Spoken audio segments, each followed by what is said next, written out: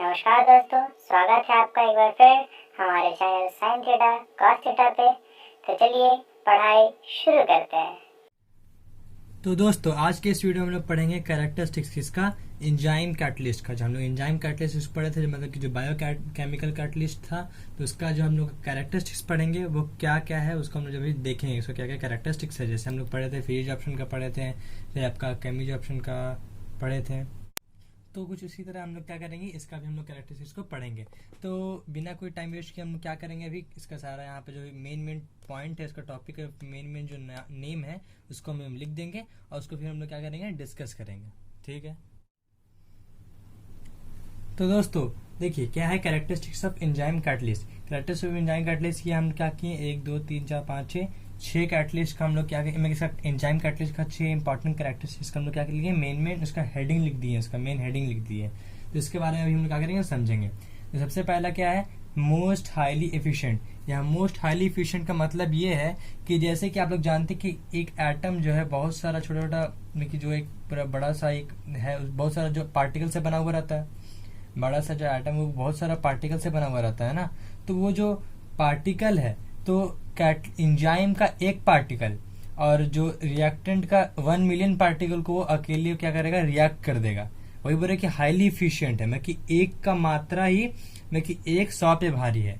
यहाँ बोलने का ये मतलब है कि एक यहाँ पर मिलियनों पे भारी है, मतलब कि एक मॉलिक्यूल, इसका एक एंजाइम का मॉलिक्यूल वो हजारों मॉलिक्यूल पे क्या है, उसको रिएक्ट कर देगा कि हजारों मॉलिक्यूल को एक साथ वो संभाल लेगा। तो वो इसका मतलब क्या है कि मोस्ट हाईली इफिशिएंट। तो इसको आप अपना लैंग्वेज में लिख लेगा, समझ में आ रहा है ना, कि एक जो मॉलिक्यूल है किसका, एंजाइम का, वो अकेले ही हजारों में कि 1 मिलियन आपका रिएक्टेंट का मॉलिक्यूल को ये कर देगा, रिएक्ट कर देगा अपने कि अपना जो इंक्रीजमेंट जो करता है ना कैटलिस्ट, वो प्रोसेस उसमें एक मॉलिक्यूल ही अकेला 1 मिलियन के साथ कर देगा। तो अब आते हैं highly specific in nature. Highly specific in nature का मतलब ये हुआ कि जैसे आपको कैटलिस्ट में भी बताया था, कैटलिस्ट में क्या बताया था कि अगर वो कैटलिस्ट अगर एक प्रोसेस के लिए है, जैसे उसमें कार्बन डाइऑक्साइड और H2O का कार्बन मोनोऑक्साइड और H2 का रिएक्शन करके दिखाया था ना, उसी तरह उसमें क्या है कि हाईली स्पेसिफिक इन नेचर में कि अगर कैटलिस्ट किसी एक रिएक्शन में काम कर रहा है तो वो दूसरा रिएक्शन में वो काम नहीं करेगा। क्या करेगा, वो दूसरा रिएक्शन में वो काम नहीं करेगा। ठीक है, तो अब आते हैं हम लोग क्या करते हैं, ये highly active under optimum temperature.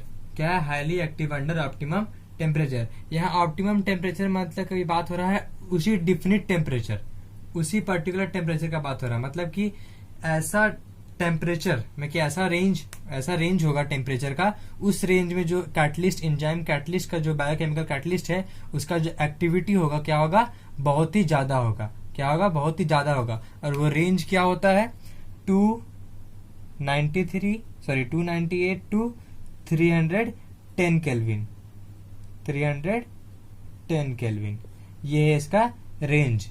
ये जो इसका रेंज है कितना, 298 टू 310 केल्विन किसका, ऑप्टिमम टेम्परेचर का रेंज, मतलब कि उस टेम्परेचर, उस डिफिनिट रेंज में हम उसका एंजाइम कैटलिस्ट का जो एक्टिविटी होगा क्या होगा, बहुत ही ज्यादा होगा। और उसी तरह highly active under optimum pH, मतलब कि जैसे यहाँ रेंज बताया गया टेम्परेचर का, उसी तरह रेंज होगा एक पीएच का। तो उस रेंज क्या है, 5 to 7 पीएच, उसका रेंज में वो हाईली एक्टिव होगा। और जो टेम्परेचर अगर हम बात कर रहे हैं तो जो 298 टू 310 जो केल्विन टेम्परेचर है, उसके अंदर ह्यूमन बॉडी टेम्परेचर भी आता है।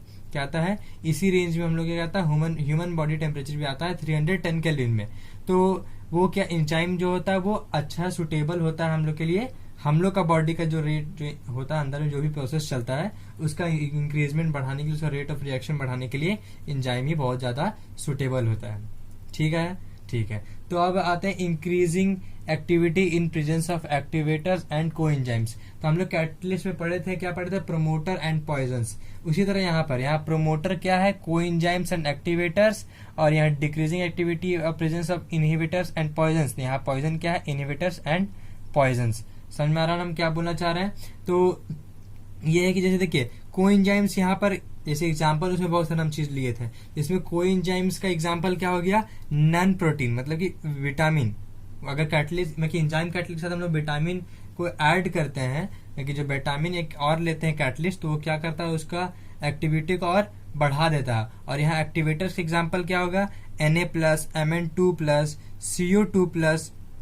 Cu2+, जो इसका मेटेलिक आयंस है, जिसका में कि जो प्लस चार्ज में जो रहेगा ऊपर में, तो वो सब क्या है, एक्टिवेटर्स का एग्जाम्पल है। उसी तरह डिक्रीजिंग का भी एग्जाम्पल बहुत सारा है, ठीक है। तो यहाँ पर आप लोग समझ गए इंक्रीजिंग और डिक्रीजिंग का, ठीक है। हम लोग कैरेक्टरिस्टिक्स देख लिए। अब हम लोग बात करते हैं मैकेनिज्म ऑफ एंजाइम कैटलिस्ट। जो एंजाइम कैटलिस्ट है उसका मैकेनिज्म क्या क्या है, उसका मैकेनिज्म क्या क्या है, मतलब कि उसका मैकेनिज्म कैसा है, वो कैसे से हम ये एडजॉर्प्शन या हाइड्रोजेनेसिस कैटलिस्ट का इसको डायग्राम बना के आपको समझाए थे कि एक बार उसका सरफेस पे वो A+ की जो रिव्यू भी है उसका सरफेस पे रिएक्ट करता है, फिर इंटरमीडिएट प्रोडक्ट बनाता है, फिर इंटरमीडिएट प्रोडक्ट पे फिर डिसॉर्प्शन होता है। ये इसका क्या था, आपका पूरा होल ये था, मैकेनिज्म था। इसी तरह हम लोग मैकेनिज्म पढ़ेंगे एंजाइम कैटलिस्ट का। क्या पढ़ेंगे, एंजाइम कैटलिस्ट का हम लोग क्या पढ़ेंगे, एक मैकेनिज्म करेंगे। और उस मैकेनिज्म का नाम भी है एक फिशर लॉक एंड की मॉडल। क्या है, फिशर लॉक एंड की मॉडल, ठीक है। तो दोस्तों जैसे कि अपना फिगर के सामने स्क्रीन के सामने आप लोग देख सकते हैं कि ये मैकेनिज्म ऑफ एंजाइम कैटलिस्ट, इसको हम लोग क्या बोलते हैं, फिशर लॉक एंड की मॉडल भी बोलते हैं। क्या बोलते हैं, फिशर लॉक एंड की मॉडल, ठीक है। तो ये पहली बात समझ लीजिए, ये एंजाइम है, ये सबस्ट्रेट है। सबस्ट्रेट क्या है, रिएक्टेंट्स का क्या है, मॉलिक्यूल है। क्या है, रिएक्टेंट का क्या है, मॉलिक्यूल है। और ये एंजाइम क्या है, कैटलिस्ट है, क्योंकि कैटलिस्ट का समझ लीजिए कैटलिस्ट है, ठीक है। तो और ये क्या है, क्या बना, एंजाइम सबस्ट्रेट कॉम्प्लेक्स। ये एंजाइम है, मतलब कि ये कैटलिस्ट है। क्या है, कैटलिस्ट। और ये क्या है, प्रोडक्ट है, ठीक है। तो अब आप लोग यहाँ देख रहे हैं कि ये लॉक एंड की जैसा मॉडल है, ये लॉक है, ये की है, फिर ये दोनों में ताला बंद हो गया और फिर ये ताला फिर खुल गया। क्या हो गया, ताला फिर ये खुल गया। लेकिन देखिए यहाँ पर क्या है, जैसे कि ये जो इसका एरिया है, ये जाके इस एरिया में जाके कंबाइन हो रहा है, तो इसको हम लोग क्या बोल रहे हैं, एक्टिव साइट बोल रहे हैं। क्या बोल रहे हैं, एक्टिव साइट बोल रहे हैं। ये एग्जाम्पल एक सेफ सिलेक्टिव कैटलिस्ट का भी इसको एग्जाम्पल आप बोल सकते हैं। जैसे कि एंजाइम है, ये एंजाइम एक कैटलिस्ट है, और ये क्या है, ये आपका रिएक्टेंट है। ये कैटलिस्ट इस रिएक्टेंट से क्या करेगा, कुछ भी रिएक्ट करेगा। क्या करेगा, रिएक्ट में एक फॉर्म करेगा एंजाइम सब्सट्रेट कॉम्प्लेक्स, कि जब ये एंजाइम एक सब्सट्रेट एस से रिएक्ट कर रहा है तो इसका ये जो साइट है वो क्या करेगा, इस एक्टिव साइट से क्या करेगा, कोलाइड करेगा। क्या करेगा, कोलाइड करेगा। इसमें ये अट्रैक्ट हो जाएगा, ये अट्रैक्शन हुआ। अब ये फिर ये देखिए एंजाइम सब्सट्रेट कॉम्प्लेक्स बनाया, और फिर उसके बाद फिर अगला स्टेप में वो फिर क्या होगा, वो कुछ रीजन के कारण, प्रेशर या कुछ टेम्परेचर देने के कारण क्या करेगा, वो फिर एंजाइम निकल जाएगा और ये प्रोडक्ट नया एक फॉर्म करेगा कुछ केमिकल रिएक्शन के कारण। और ये जो प्रोडक्ट फॉर्म किया, देखिए फिर ये एंजाइम क्या है, वही का वही शेप में है और उसका कोई डिफरेंस उसमें नहीं है। तो हम लोग यहाँ बोल सकते हैं कि एंजाइम यहाँ पर भी देखिए जो है क्या हो रहा है कि जो स्टार्टिंग में था वही आखिर में भी है। तो इसको हम शेप सिलेक्टिव नेचर क्यों बोल रहे हैं कि अगर इसका शेप में कुछ हल्का सा भी डिफरेंस हुआ तो इसका शेप में एडजस्ट नहीं हो पाएगा, और इसका शेप में यहाँ अगर एडजस्ट नहीं हुआ तो यहाँ पर एक कॉम्प्लेक्स फॉर्म नहीं करेगा, और कॉम्प्लेक्स फॉर्म नहीं करेगा तो प्रोडक्ट कैसे देगा। तो इसका मतलब ये है कि फिशर जो मैकेनिज्म कैसे काम करता है कि उसका एक जो एंजाइम जो का कैविटी पार्ट है वो क्या करता है, एक एक्टिव साइट में क्या होता है, अट्रैक्ट होता है। फिर दोनों का अट्रैक्शन होने के बाद क्या होता है, एक एंजाइम सबस्ट्रेट कॉम्प्लेक्स फॉर्म होता है, और उस कॉम्प्लेक्स से फिर क्या फॉर्म होता है, एंजाइम कैटलिस्ट है, और एक क्या होता है, प्रोडक्ट निकलता है। तो इससे ये क्या है, मैकेनिज्म ऑफ एंजाइम कैटलिस्ट, मतलब ये फिशर लॉक एंड की मॉडल। तो आपसे कभी कोई पूछे कि फिशर लॉक एंड की मॉडल क्या है तो आप उसको बता सकते हैं। मैकेनिज्म ऑफ एंजाइम कैटलिस्ट पूछा तो आप उसको भी बता सकते हैं, ठीक है। तो अब हम लोग चलते हैं, कुछ क्वेश्चंस को देख लेते हैं। तो दोस्तों जैसा कि अपने स्क्रीन के सामने आप लोग क्या देख सकते हैं, क्वेश्चंस को देख सकते हैं। तो क्वेश्चन क्या है, in Haber process hydrogen is obtained by reacting methane with steam in presence of NiO as catalyst. Why is it necessary to remove CO when ammonia is obtained as Haber's process. तो question क्या है, पहले इस जो Haber's process के लिए जो हम लोग हाइड्रोजन ऑब्टेन करते हैं, हैबर्स प्रोसेस का फॉर्मूला क्या होता है, N2 + 3H2 और फिर यहाँ क्या निकलता है 2NH3। और हम लोग कैटलिस्ट का बात नहीं करें, कैटलिस्ट का बात हम लोग आखिर में करेंगे। तो ये क्या है, N2 3H2 और ये 2NH3, ठीक है। तो हैबेस प्रोसेस के लिए जो ये हाइड्रोजन होता है, वो हाइड्रोजन हम लोग क्या करते हैं, मीथेन को स्टीम से रिएक्ट करके क्या करते हैं, फॉर्म करते हैं। उसमें कैटलिस्ट क्या होता है, NiO होता है। तो उस प्रोसेस को भी हम लोग क्या बोलते हैं, स्टीम रिफॉर्मिंग। मतलब स्टीम रिफॉर्मिंग प्रोसेस से जब हम लोग हाइड्रोजन को क्या करते हैं, निकालते हैं, तब क्यों जरूरी होता है CO को रिमूव करना, क्योंकि उसमें CO भी निकलता है। तो CO को रिमूव करना जरूरी क्यों होता है, क्योंकि याद करिए आप लोग, जब हम लोग हैबेस प्रोसेस करते थे तो Fe कैटलिस्ट होता था और MO जो होता था वो क्या होता था, मोलियोबेडिन क्या होता था, वो प्रमोटर होता था। जो MO होता था वो क्या होता था, प्रमोटर होता था। ठीक है, यहाँ तक क्लियर है। तो जो ये प्रमोटर है MO, तो आप लोग एक चीज और भी पढ़े थे कि CO क्या होता है, पॉइजन होता है। क्या होता है, CO पॉइजन होता है और MO क्या होता है, प्रमोटर होता है। तो मतलब कि जो ये पॉइजन अगर रहेगा, CO रहेगा, तो क्या करेगा, इसका जो रेट है वो तो पूरा घटा ही देगा। मतलब कि कैटलिस्ट का कुछ काम ही नहीं रहेगा। और जब अगर कैटलिस्ट का वहां कुछ काम ही नहीं रहेगा हैबेस प्रोसेस में, तो अमोनिया को कैसे फॉर्म करेगा वो, किस सही टाइम पे क्या करेगा, अमोनिया को सही टाइम पे किस रेट पे कैसे फाउंड करेगा। तो इसीलिए CO को हम लोग रिमूव कर देते हैं। तो रीजन समझ में आ गया, ठीक है। तो अब क्वेश्चन है, why is the ester hydrolysis slow in the beginning and becomes faster after some times. तो पहली बात, ईस्टर का फॉर्मूला क्या हो गया, RCOOR। ठीक है, ये क्या है, एक ईस्टर है। ठीक, R क्या है, स्पेशल ग्रुप CH3 या C2H5 C2H5 जो भी आपको बोल रहे हो। ठीक है, तो इसको हम लोग क्या कर रहे हैं, H2O से रिएक्ट कर रहे हैं। क्या कर रहे हैं, H2O से रिएक्ट कर रहे हैं। तो क्या फॉर्म कर रहे हैं हम लोग का, RCOOH फॉर्म करता है और एक क्या करता है, ROH फॉर्म करता है। क्या करता है, ROH फॉर्म करता है, कि अल्कोहल टाइप का फॉर्म करेगा। ठीक है, चलिए इसको बाद में छोड़ देते, बाद में इसको देखा जाएगा। तो ये क्या होता है, रिवर्सिबल रिएक्शन भी होता है। ठीक है, तो RCOR एक ये क्या फॉर्म किया, एसिड में की कोई जैसे वही एसिड फॉर्म किया। क्या याद करिएगा, आखिर में जब COOH रहता है तो क्या फॉर्म होता है, वो एसिड का फॉर्म होता है, एथेनोइक एसिड या पेंटानोइक एसिड, लेकिन तभी एसिड का फॉर्म होता है ना। तो आप लोग क्या देख रहे हैं कि ईस्टर जब भी हाइड्रोलाइसिस हो रहा है तो क्या हो रहा है, एक एसिड फॉर्म कर रहा है और एक ROH फॉर्म कर रहा है, कि स्पेशल ग्रुप और OH फॉर्म कर रहा है। ठीक है, तो यहाँ पर आप लोग देख रहे हैं कि जब एसिड फॉर्म करता है, जैसे देखिए जब ये दोनों रिएक्ट होगा ना, तो एसिड फॉर्म होने स्टार्ट होता है। तो जैसे ही एसिड फॉर्म होने स्टार्ट होता है तो H+ आयन भी उस सॉल्यूशन में फॉर्म होने स्टार्ट होता है, और वो H+ आयन जो होता है वो कैटलिस्ट के तौर पे काम करता है। और H+ आयन को हम लोग ऑटो कैटलिसिस भी बोलते हैं। ऑटो कैटलिसिस मतलब कि हम लोग कैटलिस्ट को अपने से नहीं दे रहे हैं, मतलब कि दे नहीं रहे हैं, वो अपने से फॉर्म कर रहा है कैटलिस्ट को, उसको हम लोग ऑटो कैटलिसिस बोलते हैं। क्या बोलते हैं, ऑटो कैटलिसिस बोलते हैं। तो यहाँ पर आपको मतलब समझ में आ गया, RCOR और H2O जब हम रिएक्ट करते हैं तो क्या करता है, स्टार्टिंग में तो H+ तुरंत नहीं देगा, जब हल्का सा पार्ट एसिड का फॉर्म होगा तभी वो H+ होगा। तो क्या बोल रहा है, आफ्टर सम टाइम, कि हल्का जब कुछ समय के बाद H+ आयन फॉर्म होने स्टार्ट हो जाएगा, तो वो जो कैटलिस्ट के कारण वो रिएक्शन को और फास्ट कर देगा। इसलिए वो क्या होता है, बिगिनिंग में स्लो होता है और फास्ट आगे जाके वो फास्ट हो जाता है। और फिर अगर आपको बोल दिया what is the role of desorption in the process of catalysis, तो आपको पढ़ा चुके हैं कि जो एब्जॉर्प्शन में होता है, एब्जॉर्प्शन जो था हेट्रोजेनियस कैटलिसिस का, उससे आपको याद है कि पहले क्या होता था, एब्जॉर्प्शन हो रहा था, फिर उसके बाद जब इंटरमीडिएट फॉर्म प्रोडक्ट हो जा रहा था, इंटरमीडिएट प्रोडक्ट फॉर्म होने के बाद जब वो बॉन्ड बनाने के बाद, तो उसके बाद क्या हो रहा था, डिसॉर्प्शन हो रहा था। क्यों, क्योंकि एक प्रोडक्ट हो बन जाए और जो कैटलिस्ट है वो कैटलिस्ट का कैटलिस्ट ही आखिर में निकल जाए। ठीक है, तो हम लोग क्या पढ़ेंगे, कॉलाइडियल सॉल्यूशन के बारे में। अब आगे जाके हम लोग पढ़ेंगे कॉलाइडियल सॉल्यूशन क्या है, उसका क्लासिफिकेशन किस पे बेस्ड है, और भी बहुत कुछ।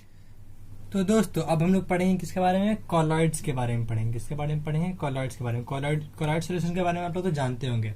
जैसे हम क्या कहते हैं, रिकैप्चुलेट कर लेते हैं कि ये जो ट्रू सॉल्यूशन, कॉलॉइडियल सॉल्यूशन, और जो आपका क्या था, एक सॉलिड में कि जो डिस्पर्स जो प्रेसिपिटेट फॉर्म करता था वो सॉल्यूशन, तो उसमें क्या था, एक पूरा होमोजीनियस देता था, और ये क्या था, हेट्रोजीनियस, दो अलग अलग सॉल्यूशन था, हेट्रोजीनियस और होमोजीनियस था। ठीक है, तो होमोजीनियस तो कॉलॉइडियल सॉल्यूशन फॉर्म नहीं करता था, क्योंकि जिसमें सारा जो पार्टिकल्स था वो क्या करता था, वो घुल जाता था, और इसमें जो सारा पार्टिकल था क्या होता था, सेटल डाउन होता था नीचे प्रेसिपिटेट के तौर पे।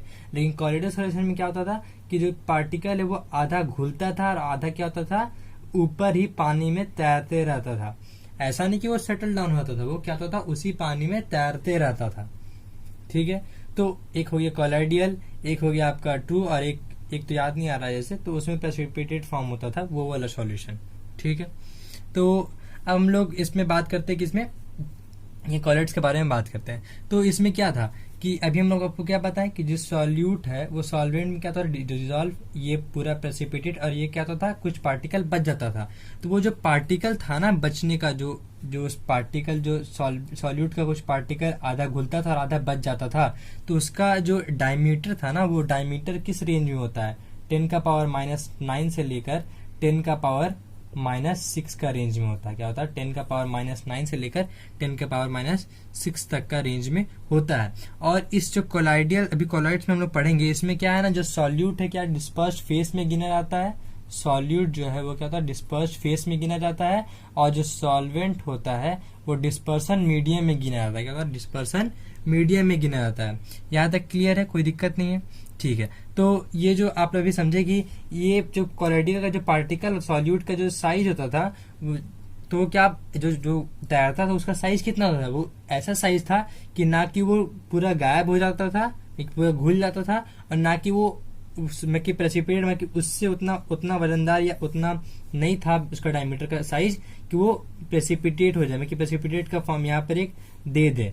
तो इसका जो बनता था, ये जो बन रहा है, जो इस रेंज, इसका डायमीटर का, इतना डायमीटर का रेंज का ये आपका सॉल्यूट का पार्टिकल जो बच रहा है, वो किस टाइप, कैसे बन सकता है। वो तो या तो प्रोटीन हो सकता है, या तो वो सिंथेटिक पॉलीमर हो सकता है, या तो बहुत सारा एटम का एग्रीगेट हो सकता है। एग्रीगेट का मतलब क्या होता है, मैं कि एक जम जाना, अट्रैक्ट होकर चिपक जाना एक दूसरे पे, मतलब कि अगर ये एक एटम और ये एक एटम, तो मिलके एक इतना बड़ा एटम बन गया, ये हो गया आपका एग्रीगेट। समझ में आ रहा है कि यहाँ पर एग्रीगेट क्या है, ये तो हम अभी साइज पढ़ लिए, और इसका कोलाइडियल सॉल्यूशन के बारे में जो बेसिक चीज था वो पढ़ लिए। अब जो कॉलाइड्स जो है ना, जो कॉलॉइड्स है, तो वो किस टाइप के में क्लासिफाइड है, क्या है, किससे क्लासिफाइड में, किस जो होता है ना कि एक किस शर्त पे क्लासिफाइड है, यह किस शर्त पे क्लासिफाइड है। तो 3 टाइप का चीज देखा जाता है। एक हो गया physical state of dispersed phase and dispersion medium. क्या है, फिजिकल स्टेट देखा जाता है किसका, डिस्पर्स्ड फेस और डिस्पर्शन मीडियम का। वो लोग का नेचर देखा जाता है, क्या जाता है, नेचर देखा जाता है। ठीक है, क्या चीज का नेचर, वो लोग का दोनों का बीच का इंटरेक्शन का, नहीं तो नेचर बोलेंगे तो फिजिकल स्टेट हो गया। जो डिस्पर्शन फेस और डिस्पर्शन मीडियम है, वो लोग दोनों का बीच का इंटरेक्शन का नेचर देखा जाता है। और जो डिस्पर्स फेस जो पार्टिकल सॉल्यूट है, उसका वो किस टाइप का है, मतलब कि वो सॉलिड है कि लिक्विड है, समझ में आ रहा है, वो किस टाइप का है। ठीक है, तो आपको देखा जाता है क्या क्या, physical state of disperse phase and dispersion medium, nature of interaction between disperse phase and dispersion medium, and types of particles in dispersed phase. ठीक है, यहाँ तक क्लियर है। ठीक है, तो हम लोग अब इसके एक चार्ट देखेंगे, जो उस 8 की जो इसके ऊपर जो डिपेंडेंट है फिजिकल स्टेट पे, मैं फिजिकल स्टेट ऑफ ये किसका, disperse phase and disperse medium पे जो चीज बेस्ड है, उसका एक चार्ट है, उस चार्ट को हम लोग देखेंगे। फिर जो नेचर ऑफ इंटरेक्शन बिटवीन आपका डिस्पर्स एंड डिस्पर्सन मीडियम है, वो हम लोग कल देखेंगे, जिसमें लायोफिलिक एंड लायोफोबिक आता है। और फिर types of particles of the disperse phase, उसको हम लोग उसी वीडियो में, कल के वीडियो में देखेंगे। तो आज सिर्फ हम लोग बात करेंगे physical state of disperse phase and disperse medium को जो रिलेटेड जो भी बनता है, उसको हम लोग आज भी बात करने वाले हैं। तो दोस्तों, जैसे कि आप लोग यहाँ देख सकते हैं कोलॉइडियल सिस्टम, तो यहाँ पर आप लोग ये देखिए क्या है, डिस्पर्स्ड फेस है, ये डिस्पर्स्ड आपका फेस है। ठीक है, ये डिस्पर्शन मीडियम है, डिस्पर्शन मीडियम है। ठीक है, ये क्या है, टाइप ऑफ कॉलाइड, जो लोग दोनों के कारण जो कॉलाइड फॉर्म हो रहा है वो वाला है। और ये कुछ इसका एग्जाम्पल है, ये कुछ इसका क्या है, एग्जाम्पल है। तो ये क्या है, टाइप्स ऑफ कोलॉइडियल सिस्टम। इतना 8 टाइप का कोलॉइडियल सिस्टम होता है। 8 ही टाइप का क्यों होता है, ये भी हम लोग इसको डिस्कस करेंगे, क्योंकि इसके अनुसार, इस चार्ट के अनुसार एक और होना चाहिए, वो हम डिस्कस करेंगे अभी आगे जाके। चलिए बात करते हैं आगे। जैसे अगर डिस्पर्स फेस आपका है सॉलिड, ठीक है। डिस्पर्स फेस है, मतलब सॉल्यूट क्या है, सॉलिड है, और सॉल्वेंट क्या है आपका, सॉलिड है। दोनों क्या है, सॉलिड है। तो आप लोग देखेंगे दोनों तो सेम सेम है, तो होमोजीनियस क्यों नहीं, लेकिन ये होमोजीनियस ये फॉर्म नहीं करता। ये क्या होगा, टाइप्स ऑफ कोलाइड का हम लोग बात कर रहे हैं। तो जो कुछ कुछ केस में जो कोलाइडियल फॉर्म होगा क्या होगा, वो तो क्या होता था कि एक पूरा जो फॉर्म होता था, जैसे कि चीनी और पानी मिलके, वो भी तो दोनों अलग अलग सब्सटेंस है, लेकिन वो घुल के जब पूरा एक फॉर्म में कि पूरा क्या होता था, पूरा पानी जैसा दिखता था, उसको हम लोग बोलते थे होमोजीनियस सॉल्यूशन, में एक ट्रू सॉल्यूशन बोलते थे। तो यहाँ पर देखिए यह क्या है, डिस्पर्स्ड फेस, डिस्पर्सन मीडियम। तो जब सॉलिड डिस्पर्स फेस होगा, डिस्पर्सन मीडियम सॉलिड होगा, तो क्या होगा, उसका उस सॉल्ट का हम लोग क्या नाम देंगे, सॉलिड सॉल। क्या नाम देंगे, सॉलिड सॉल। और उसका एग्जाम्पल क्या है, कलर्ड ग्लासेस, ठीक है। अब जब सॉलिड डिस्पर्स फेस होगा और लिक्विड डिस्पर्सन मीडियम होगा, तब उसका क्या बोलेंगे हम लोग, सॉल बोलेंगे। क्या बोलेंगे, सिर्फ सॉल। और हम लोग इसको क्या एग्जाम्पल, पेंट्स हो गया, सेल फ्लूइड्स हो गया, तो देखिए सॉल बोलेंगे। लेकिन अगर ये लिक्विड है, अगर हम लोग सॉलिड अगर वाटर में डालेंगे तो उसको हम लोग बोलेंगे हाइड्रोसॉल। और अगर हम लोग सॉलिड डालेंगे अल्कोहल में, वो भी तो लिक्विड है, तो हम लोग क्या बोलेंगे उसको, अल्कोसॉल। क्या है कि नाम के आगे क्या लग जाएगा, सॉल लग जाएगा, क्योंकि नाम का पीछे सॉल लग जाएगा, ठीक है। अब हम लोग क्या बात करते हैं, जब सॉलिड रहेगा डिस्पर्स फेस, लेकिन गैस रहेगा डिस्पर्सन मीडियम, तो क्या फॉर्म करेगा, एरोसॉल फॉर्म करेगा। क्या करेगा, एरोसॉल फॉर्म करेगा। क्लियर है यहाँ तक, ठीक है। तो देखिए सॉलिड सॉलिड सॉलिड, जब सॉलिड डिस्पर्स फेस है और जब मीडियम चेंज हो रहा है, तो देखिए क्या हो रहा है, सब फेस पे डिपेंड है। जब यहाँ पर ये फेस अलग है, ये फेस अलग है, मैं कि इससे ये अलग है, इससे ये अलग है, तो हर जगह अलग अलग चीज क्या हो रहा है, कोलाइड्स में फॉर्म हो रहा है, ठीक है। अब हम लोग देखिए जब लिक्विड डिस्पर्स फेस में है, तब अगर वो गैस डिस्पर्शन में अगर लिक्विड सॉलिड से अगर सॉलिड में डालेंगे तो क्या होगा, जेल फॉर्म करेगा, ठीक है, जैसे चीज, बटर, जेलीज, ठीक है। और अगर लिक्विड में होगा तो इसको हम लोग क्या बोलेंगे, इमल्सन बोलेंगे। क्या बोलेंगे, इमल्शन बोलेंगे। जब लिक्विड में मिलेगा तो क्या बोलेंगे, उसको बोलेंगे इमल्सन। जैसे मिल्क हो गया, उसमें क्या होता है, ऑयल और वाटर रहता है। क्या होता है, ऑयल और वाटर रहता है, ठीक है।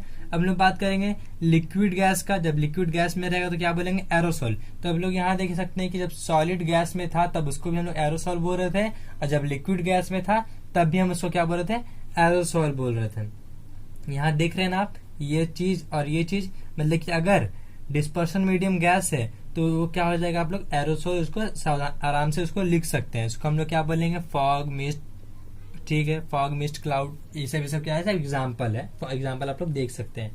तो अब यहाँ देख रहे हैं कि गैस को सिर्फ हम लोग दो ही चीज से रिएक्ट कर रहे हैं। देखिए एक बार सॉलिड में डुबो रहे हैं तो सॉलिड सॉल दे रहा है, जैसे कि सॉलिड था तो क्या हो रहा था, सॉलिड, तो उसमें क्या था, सॉलिड में सॉलिड सॉल, तो गैस और सॉलिड में क्या देता है, सॉलिड सॉल ही दे रहा है। और गैस और लिक्विड में क्या दे रहा है, फॉर्म दे रहा है। तो ये तो आप लोग सबको पता ही कि फॉर्म ही होता है, फॉर्म पैदा होता है, ठीक है। देखिए फॉर्म प्रोड्यूस होता है, ठीक है।